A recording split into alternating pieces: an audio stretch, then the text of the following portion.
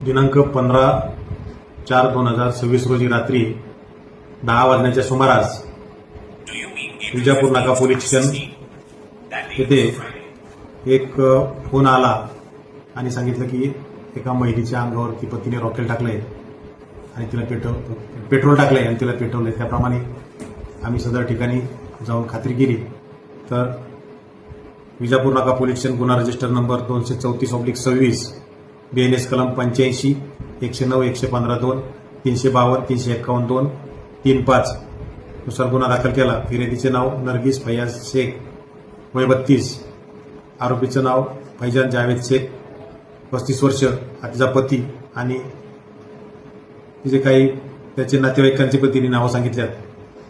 काल रात्री फिर्यादी ही तिच्या माहेरी तिच्या आईवडिलांच्या घरी असताना तिचा पती तिच्या घरी गेला आणि तिच्या आईवडिलांना मला म्हणला की मला तिच्याशी बोलायचंय, तुम्ही जरा बाहेर जा। आणि आज गेल्यानंतर दरवाजा लावून घेतला आणि त्यांनी तिच्या अंगावरती पेट्रोल टाकून लायटरने ते आग लावली असं फिर्यादीने तिच्या जबाबदार सांगितलंय। त्याप्रमाणे पोलीस स्टेशनला गुन्हा दाखल करण्यात आलेला आहे।